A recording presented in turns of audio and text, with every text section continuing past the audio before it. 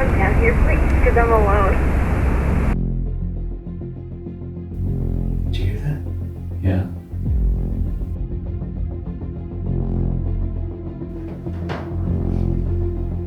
I know y'all heard that. I heard that.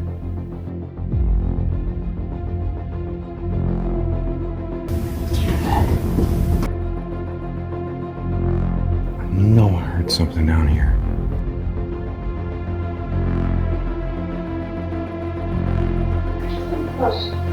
What was that?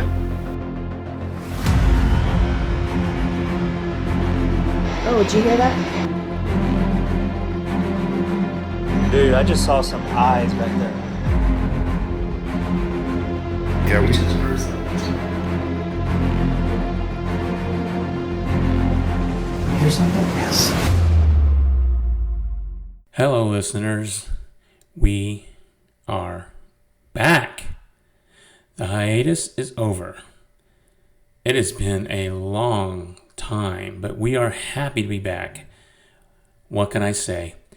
Life-changing events notwithstanding, I will only say that since the team's last published podcast episode at the end of November 2023, my personal life has gone through dramatic changes through a couple of life-altering events.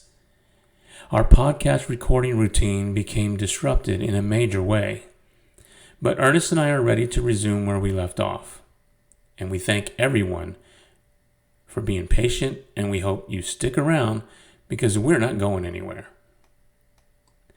This next episode, despite its already absorbing, recognized record of paranormal activities, includes one unexplained event experienced by us during our overnight stay last November. More on this a little later. It has caused me to wonder on more than a dozen occasions since that wild night, could something else combined with my personal predicaments aided in the case of the podcast's scheduled derailment? My immediate answer to that has always been to continue season 2 and then reflect in hindsight. Stay tuned.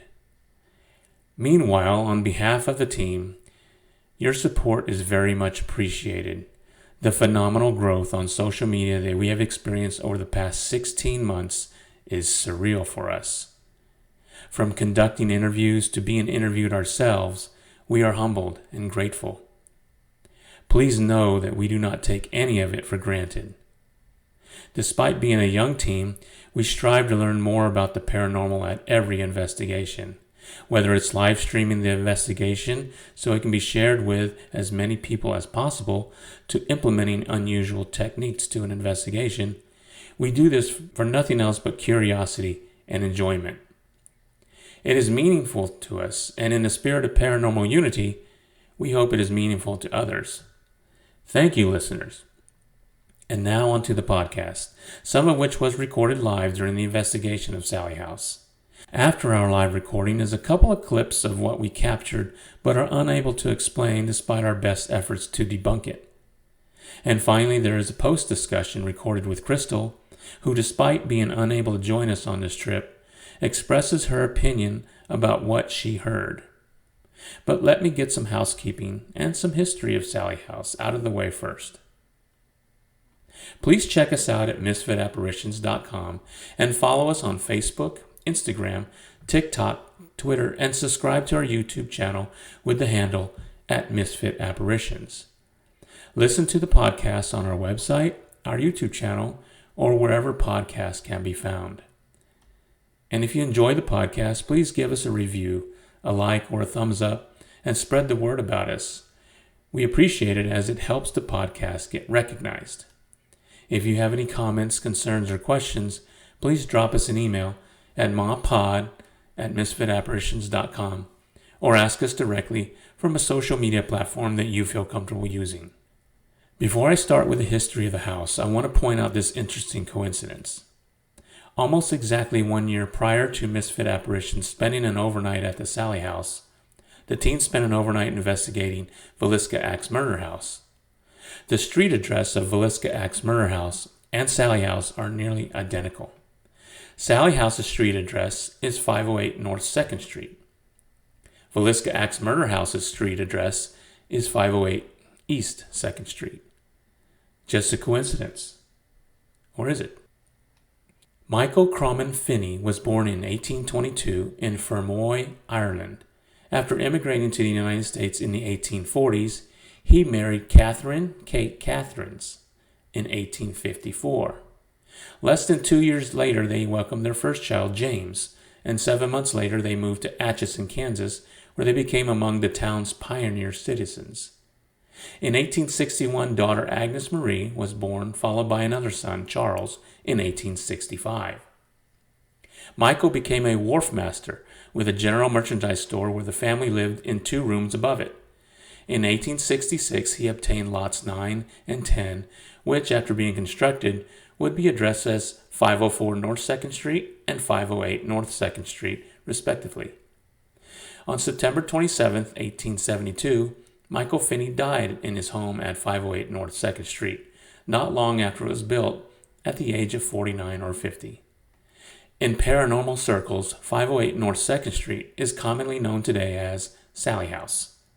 The only other recorded deaths at this address are William A. True, husband to Michael Finney's only daughter Agnes, on May 14, 1918, at the age of 56, and Agnes Marie Finney True on November 29, 1939, at the age of 78.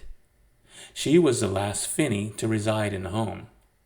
Sallie House currently has 3 bedrooms, 2 baths with a basement, and a steep single-flight staircase leading to the 2nd floor.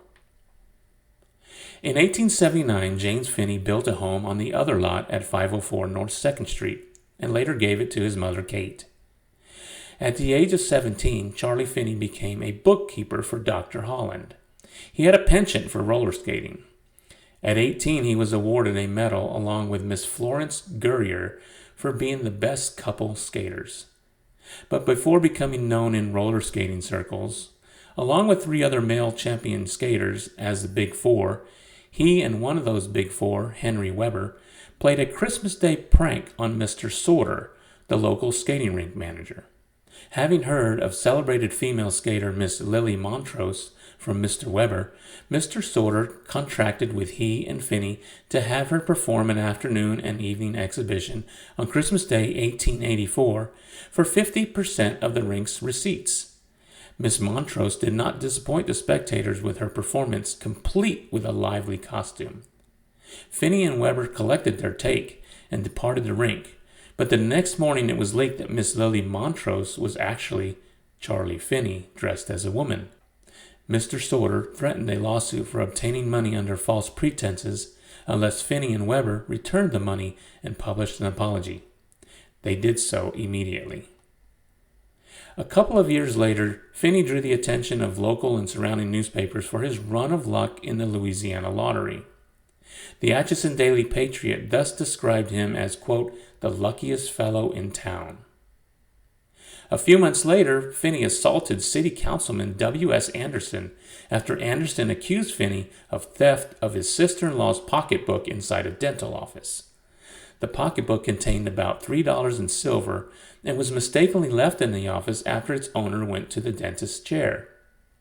At the time of the theft, Finney was in the office to conduct business with the doctor.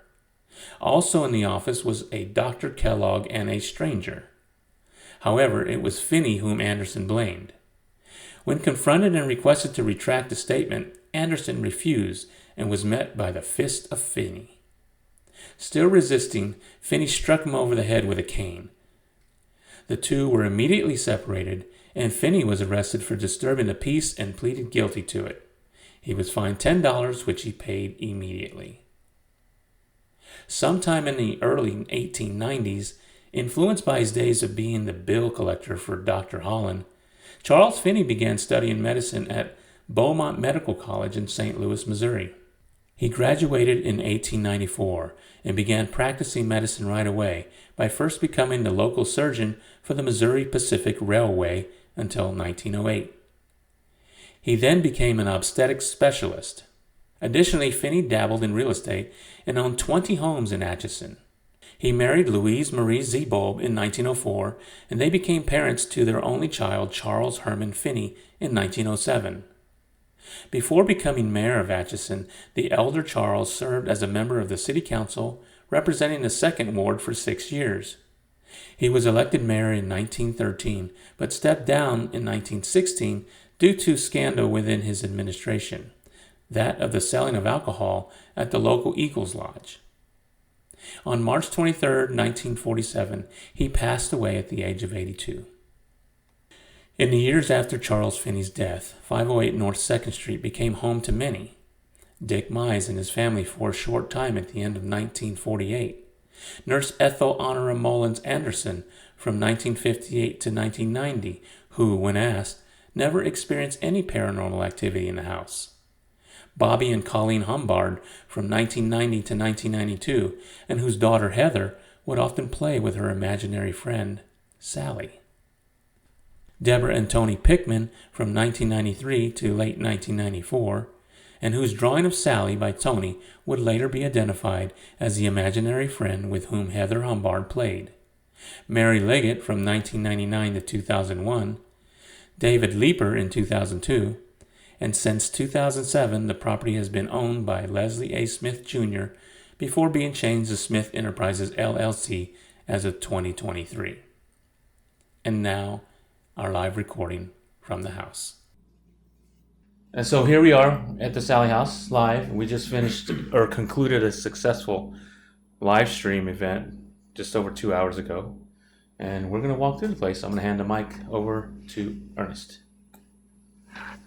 Hello, everyone. Yeah, like Don was saying, we're here at Sallie House in Atchison, Kansas. And we're going to walk through this. The lights are off? Yeah, the lights are off. We just came from the kitchen. Now we're going through the living room and making our way upstairs. Right now. I just kicked a friggin' cat ball underneath the stereo. Gotta remember to pick that up.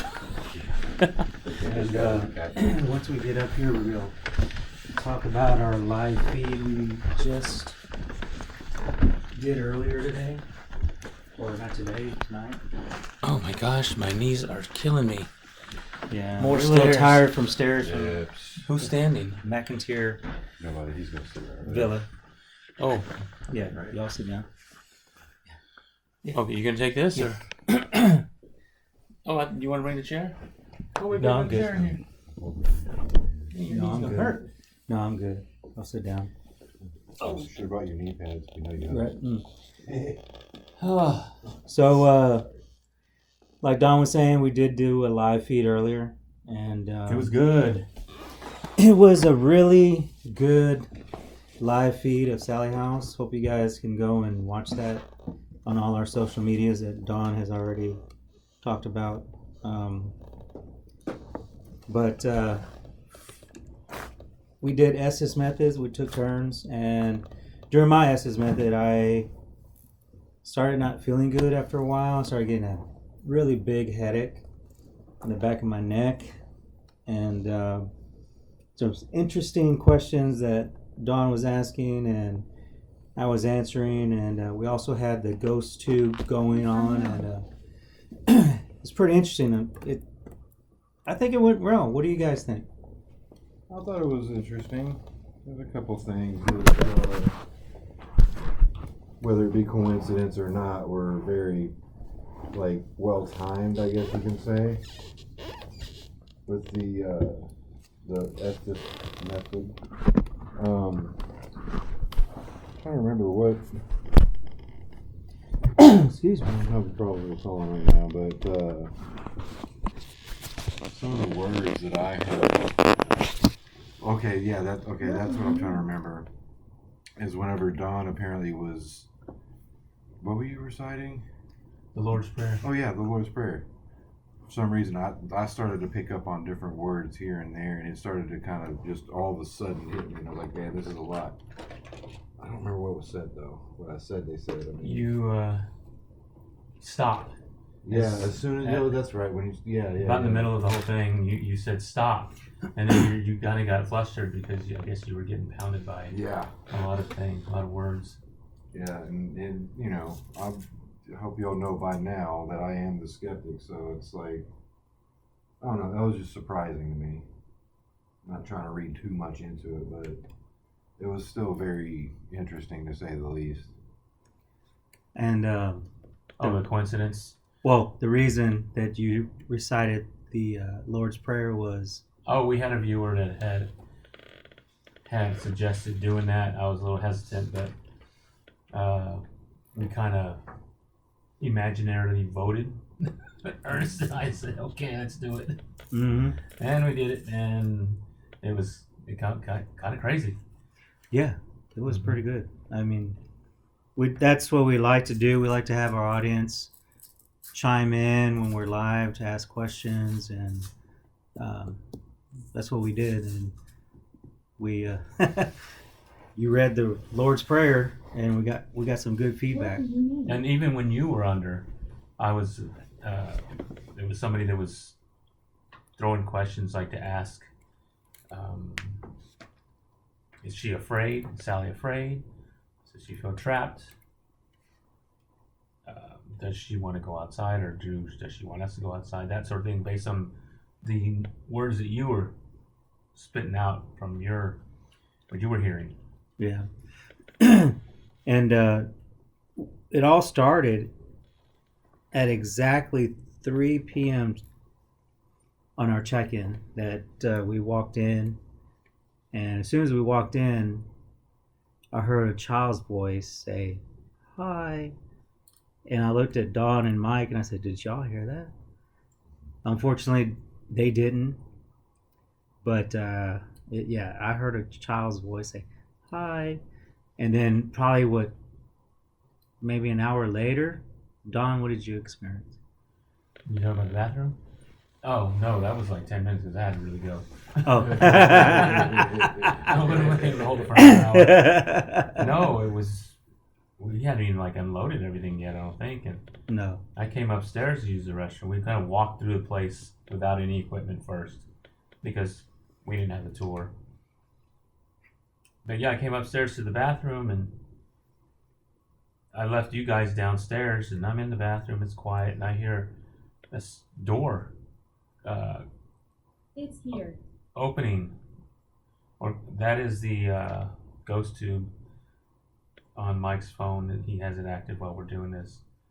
But I heard a door open and I just thought one of you guys were up here and didn't think anything of it. I came out and I just said, "Who's here?" And nobody answered. And I said, "Who's here?" And nobody answered. I went downstairs. Mike was outside and you were down at the bottom of the stairs, and I told you, I heard it. It sounded like it was right outside the door. Yeah. And then it happened again, Mm-hmm. maybe 30 minutes ago. Same thing. Me up here in the bathroom by myself. You guys downstairs. Same thing. I thought you were up here or somebody was up here. Nope. Yeah. I don't know. When that happened, it's like it's already starting. Yeah. But we were talking about coincidences with, not coincidences, but the timing of things when I did the Lord's Prayer when Mike had the SSSG going. When I was in the doll room and you were asking the questions and then everything I was going through, you had asked a question about when you had said, "Show yourself," because the other guys can't see you, but I can see you. Yeah. And then it was like immediately after you said that, I said, "Well, that's not good," because I had heard a very, very deep voice. Yeah. I don't know, it was in response to what you were asking or saying. I don't know, it was pretty neat. Yeah, that was pretty neat. Well, during that session when we did the double Estes method, Dawn was in one room and Mike was in another room in the closet, and I was asking questions. And I had asked, I said, "How many spirits are in this location?" And Purgatory. And when I asked the question, we had a response that says, "We are here." And then I had asked, "So some of you are here, but how many stay here?" And at that time and moment, Mike in the other room under Estes method says attic. And the coincidence that when he said attic, where I was standing right above me is the attic door. So I looked up and I was like, whoa, that's like pretty cool because I was standing under the attic door, and we can't go up there. It's screwed shut. Yeah. So that was pretty interesting, to say the least. That that it knew that I was standing right under the attic. And I think during our Estes method that we were all doing, we were capturing EVP saying scratch. Mm-hmm. So that was pretty interesting. And you, like, how are you feeling when, like, we'll go through and just talk about how are you feeling when you were doing Estes? Because It's here. when the live stream started, I was downstairs shooting live on Facebook, and Ernest was up here ready to do the Estes session. Like, he had his set up for YouTube live. So after I wound up coming up here, Ernest was already in a chair, and he already looked distressed to me. I didn't know How we whether he met. had started yet, so I was kind of like tapping him, and it seemed he already had started. So, but he didn't look well. So, tell us about how you were feeling during. I think you were there under for about 15 minutes. Well, yeah, it's when I started, I was feeling okay, but when I was blindfolded, that's when it started getting really hectic for me. I was like, okay, I can't see anything, and I was like, and I'll be honest with you, I didn't share this with you guys earlier, but I'm going to share this on the podcast, that before you had tapped me to say, hey, are you okay? I had already felt a tap on my left knee. And I was not, unless you did anything, Mike, when I was going, I put the headphones on and I blinded myself. And that's probably like a minute later, I felt left tap on my knee. Change. And I didn't say anything because I was like, okay, whatever. But when you came in and tapped me a couple of times and I lifted up the blindfold. So anyway, it already started at that point. And as we were going through it, I had no idea how many minutes I was blindfolded and under Estes method. All I know is that when the time went on, I just felt uneasy and I started getting a headache and the back of my neck was hurting. So that's something I didn't share on Facebook Live, but I'm sharing it now, that when I first put the blinders on me, somebody tapped me on the left knee. So, yeah, I don't know if something was there, because you said when I was blindfolded and stuff, you said the K2 meter was going off, and what is it doing right now? Nothing. Nothing. Yeah. It's like green, and you said it was going to red Okay. Oh yeah. when I was doing the Estes method. So I don't know. I mean, something was here, maybe not, but it was just a coincidence that a lot of stuff was going on. I was getting a headache, and so. But what did you hear? You didn't say anything until after I said. Oh, so I did the Estes method first, and then we prepped Mike to do his Estes method. And What do you mean?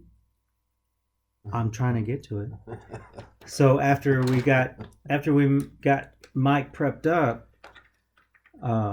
then we did the double Estes method with Dawn in the nursery room or the doll room, and Mike stayed where he was at in the closet of the master bedroom. And Man. I was asking questions, and Mike, move on. so Move on. while Don was doing his Estes method, the one Cool. thing that he said a few times, I heard, but I never said anything. But Don was saying, I'm hearing growls, and I'm hearing growls, and I'm hearing growls. And it was coming out of his left ear, right ear, I'm sorry, apologize for that. And when I was doing my Estes method, I was hearing the growls on my right ear.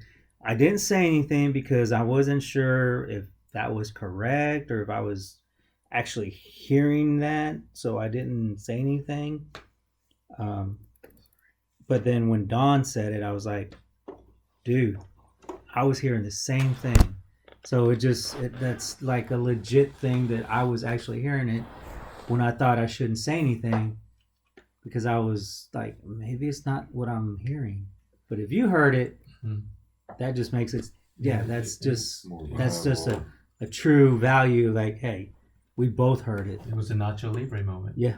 Everything you just said and heard is what I heard and what I like to hear. So, yeah, it was good. So, I mean, our sessions we had, us three, I think it went well. What's up with the K2? It was just... And...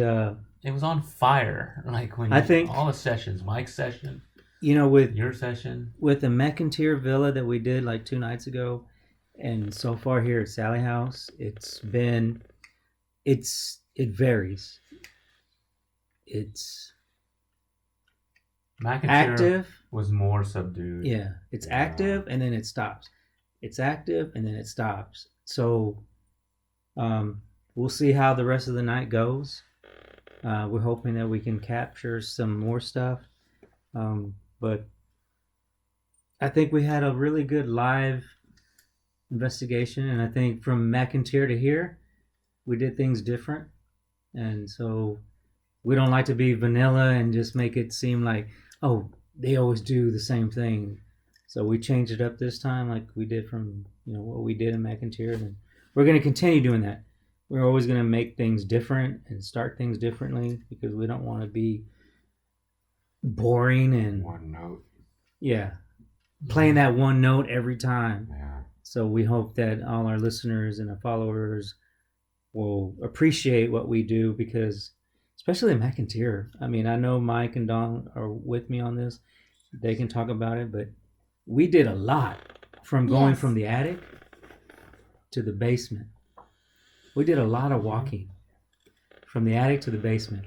So that we woke up the next day, all three of us, our legs were hurting. I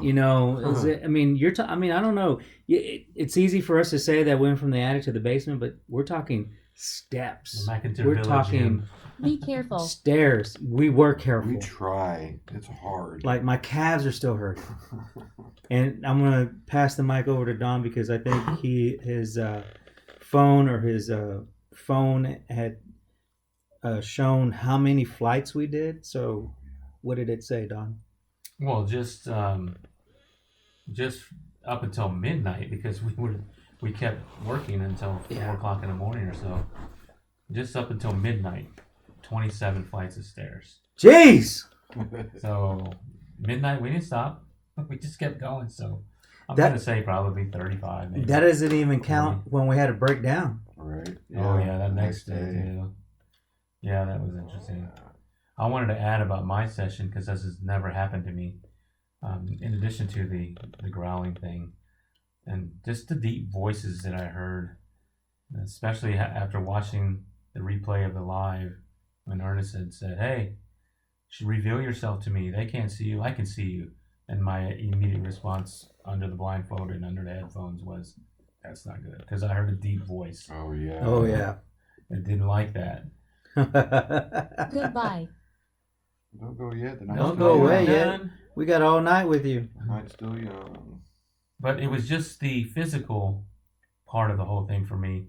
My left cheek, it's like if you take a feather and lightly touch your face with it, it kind of felt like that. It kind of stroked. And I just kind of swiped it away, and then it happened again. And then it happened on the left side. That's never happened to me before. So that was interesting. I'd never been touched physically like that. I've had my hair touched at Yorktown, but this was different. And just the overwhelming activity of the K2 constantly just pounding to the yellow and the red, even with Mike there. And even at one point I kind of asked whatever it was to just stop doing that. It took a It took about 20 seconds, but it finally stopped and just kind of responded a little bit better. But it was still hot, the K2. But Mike wanted to add something here. Oh yeah. Earlier, like after the session, we were all outside, kind of just cooling off, taking a break, and then just some random guy just slowly drove down the street and then parked and then got out and started talking to us. Apparently, he's from the area, or he's got a buddy that lives close by. He visits all the time. He said he drives by this house all the time, always wondering if anybody's living here. Because he said he's gone by, and I guess, whatever, he's like a bricklayer or Leave something me like alone. that. And so he has like thermal imaging equipment too, I guess, so they can see through walls to see pipes and stuff like that. Well, they were pointing it at the house just out of curiosity. And the guy, like, he was swearing up and down. And if you look from the front of the house, you see that top center window. He was saying he saw some kind of, in the thermal imaging, mind you, some kind of, like, I guess, I don't remember exactly how he described it, but what I was gathering is like a humanoid figure that looked just kind of gnarled and just demonic. Like, he didn't come out and say horns, but the way he was describing it was like basically that. But he straight up said demonic. He didn't even want to step in the yard because he's afraid of this place. He wouldn't get on the sidewalk. And that honestly kind of excites me, being the skeptic. Is like, that's awesome. We just got our own soothsayer, our first soothsayer. You're all doomed.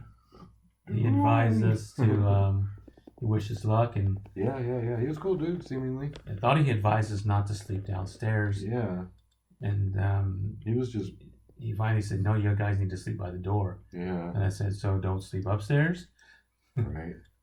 Yeah, he kept talking about the stairs in the front. Yeah, apparently he's, I guess, privy to the rumors about people feeling a sensation of being pushed at the top of the stairs, or even being pushed down the stairs when nobody else is around. So, I mean, there might be something to it. And where are we right now?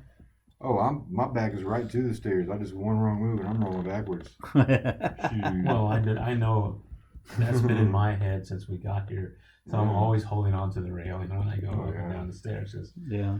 I think we had somebody tell us that before. Yeah. But yeah, it's been a good experience I'm so not far. sure. Yeah, well, we're not either. Anything else you want to add, Ernest? Just I think, I don't know. I mean, we haven't really heard. The only other thing I thought I heard, besides you saying that you heard a door when you were upstairs, is I told Mike when we were downstairs that unfortunately we can't go down in the basement because it's cautioned out and roped up and you can't pass this, and for danger reasons. I don't know why, but when we were in the kitchen, it was just me and Mike. I think Don was outside, and I heard a tap, or we'll just call it a tap. And I told Mike, I said, "Did you hear that?" Sarah. And he said, "No." And the tap to me sounded like it was like a pebble rock being thrown at the door. It just sounded like that. Of course, the basement door is closed, and it just sounded like it came from that area. But other than that, I mean, this place, I'm sure it has its moments, but the moments haven't come yet. We're hoping, the night is still young. It's just barely midnight, and we hope that we can capture some stuff and get scared and run out of here like everybody else does. Mm-hmm. And get 16 million followers and like 4 endorsement deals. Yeah. Right. But I mean, we are Misfit Apparitions. We go to these locations. This ain't cheap what we do. We pay out of our own pocket, and we're here to investigate and capture what we can, and we are real. And we don't. When we hear noises, when we hear get out, when we hear knocks, when we hear growls, when we hear things like that, we don't run. We run to it, and we stay put, and we listen, and we want more evidence, because everything that I just said is everything that every other paranormal team likes to hear and run out the door. We don't. We run to it. And we'll always run to it. And to all the listeners on all our social media and podcasts, we appreciate you. Thanks for listening. And we'll see you next time. Don, Mike, y'all got anything to say? Well, it's been 16 minutes and 30 seconds since I left you at school. No, that's a completely different subject. I'm gonna push you down the stairs. Don't you ever do that. Cool. I say we done. Have a night. Thank you. Thank you. Now, what you're about to hear was captured at 12:50 a.m. in the downstairs living room, minutes before Mike and I were about to go under for a dual EVP session led by Ernest. What you will hear first is what we heard in that room. Then you will hear the same event captured by a digital recorder left in the bedroom directly above the room we were in. You will be able to hear clearly what got our attention, but what was upstairs in that room that the recorder also captured. Did you have a list of questions that you had put out, or you just kind of go off the cuff? I'm just going to go off. Well, I wasn't going to ask what kind of questions. I was just wondering if you're. What was that? Did you hear that? Yeah.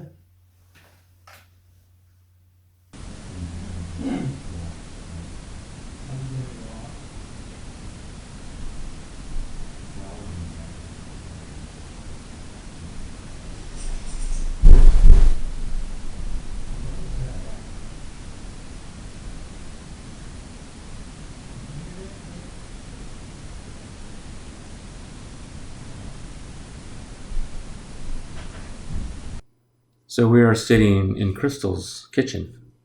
Crystal unfortunately could not join us on this trip, and she was very jealous. She was very envious of what we experienced. So let's talk about Sallie House. Ernest, I give the mic over to you. Mm-hmm. Well, I would say that at the beginning of the just being there felt like just a house. It was comfort to me. And when we did our live sessions, there were some things that was going on with me as far as I was getting a bad headache. And later to find out that when Don was doing his session, he was hearing like growls on the right side, and I was hearing the same thing, but I didn't mention that. But I don't know what else to say. I mean, we said a lot earlier. But I guess but we didn't talk about the incident that happened after we made the recording. Yeah, the disturbance. Yeah, we're about to do a two-session Estes method with Mike and Don, and I was gonna be asking questions. We're about to record. I had my recorder battery die, so I replaced it, and as soon as I turned it on, there was this big, huge, loud scratching, rattling noise, and the house just shook. It's like a loud bang. But other than that, we did go after that. We went upstairs and did 2 rooms that we just went upstairs just to be silent, just to listen through the night. I think probably for about 2 hours, I think. Mm-hmm. Unfortunately, we didn't hear anything.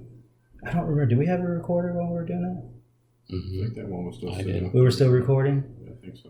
Yeah, but we weren't asking questions. It was just up there, just trying to listen. And the rest of the night was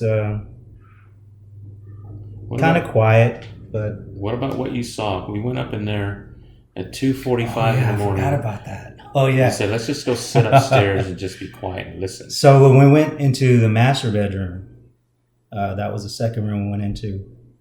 And I was the one that was closest to the closet door, facing the door to the hallway where the stairs were. And from there, I could see like the doll room that we were doing, where I was in, and you were doing the SS method. And I saw 2 red eyes staring right at me. Oh, like by the bed. Yeah, it had the old-fashioned rail, like frame with the rails in between, and it just felt like somebody was just looking right through those 2 rails, 2 red eyes. And that was the first time that I really felt all my hairs in my body just stand up, because I saw those red eyes, and I was like, that's just crazy. And Dawn was like, you were just like shaking your hands, and which I was, because I was like, I was freaking out, like, what the hell was that? Watching him, and he was just shaking his hands like he was cold or something. Yeah. And then he just mentioned that, so we went over there. So I went over there, and right where the rail is, there's a little, what was it, baby stroller. There was a baby on there, but yeah, those red eyes, that freaked me out. Mike? Yeah, kind of like Ernest said, when we first got there, it was, like you said, kind of inviting. Like, it didn't seem spooky to us. It, nothing really stood out. I don't know, I felt comfortable there. I don't know what else, like, whenever, like, the big sound that we heard in the middle of the night, that's obviously the thing that's going to stand out, especially for me.